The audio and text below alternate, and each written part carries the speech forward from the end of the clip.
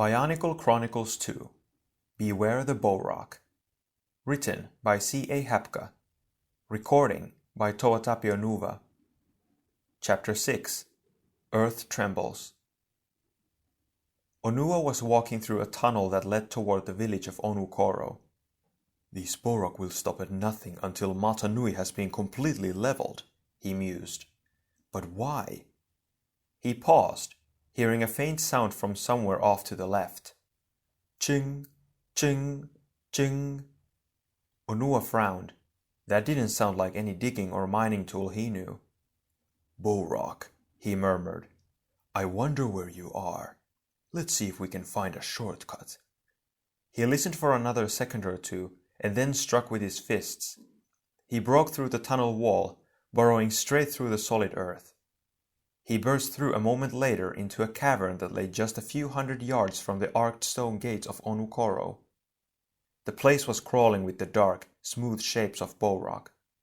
As Onua watched, a pair of the creatures drilled a series of short tunnels into the wall on the far side of the cave.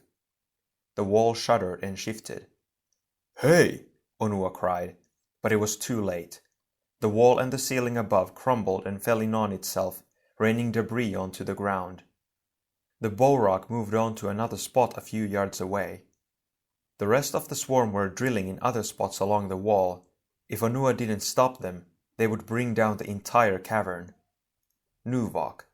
That was what the Turaga had called them. Swarms of Bohrok that tunneled deep underground, destroying the island from the inside out. He leaped forward, grabbing the nearest Bohrok. It let out a hiss of annoyance and tossed him away. Surprised at the creature's strength, Onua resumed his attack. "Don't think you can get away with that." This time he grabbed the creature by one of its legs, flipping it head over heels. The Nuvok's head plate struck a rock and flipped open. "That's more like it," Onua said, grabbing the glowing green Krana inside and peeling it free. He left the Nuvok and moved on, glancing at the Krana he held as he did. Its shape was slightly different from the one Tahu had removed outside Takoro. Over the next few minutes, he managed to gather several more Krana. It wasn't an easy task. The Bohrok were strong, and whenever one came to another's aid, Onua quickly found himself overpowered. Several times, only the Nuvok's slow reactions saved the Toa from disaster. "This is taking too long," he said. As long as there were so many of them, so totally focused on destruction that they couldn't be distracted. Onua suddenly stood up straight. He had an idea, a way he might be able to use the Bohrok's own focus against them. Glancing out of his tunnel, he noted that the Nuvok were methodically taking down the dozen or so stone columns that helped support the cavern's roof. They seemed determined to destroy each column and collapse the entire cavern. Dodging the slow-moving creatures, which ignored him as usual, Onua raced to the center of the room where a cluster of columns still stood. "I just need a few seconds." He quickly dug a trench in the floor, a skinny moat surrounding the group of columns. Then he waited. It wasn't long before several Nuvok turned their attention toward the remaining columns. One moved toward them, pausing on the lip of the trench in apparent confusion. Onua leaped forward and gave the creature a shove. It let out a shriek of dismay as it toppled over, skidding straight into the trench. "Now let's see if I calculated the width correctly," Onua murmured. The Nuvok fell about halfway to the bottom of the trench before the narrow walls stopped it. The creature struggled, its limbs waving helplessly. But it did no good. It was stuck between the walls of the trench.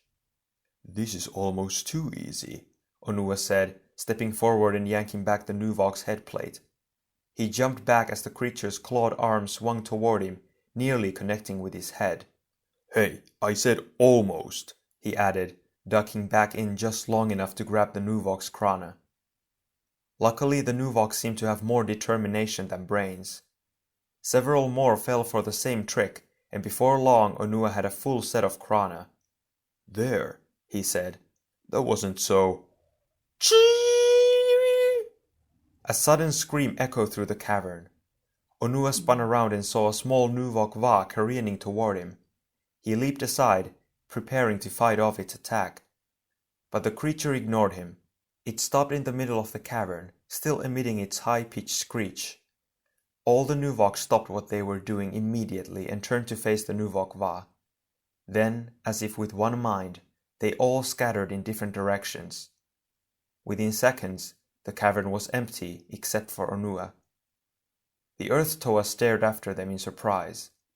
What had made them run away like that? He hurried on until he reached the outskirts of Onukoro and gazed across the tunnel that encircled the village. The caverns he could see on the other side looked normal, and Onua let out a breath of relief, glad that his village had escaped the swarms. "Wenua!" Onua shouted, calling for the Turaga as he raced into a spacious cavern. "Wenua, where are you?" The Turaga appeared almost immediately. "Toa Onua," he called out with a bow. "It is good to see you.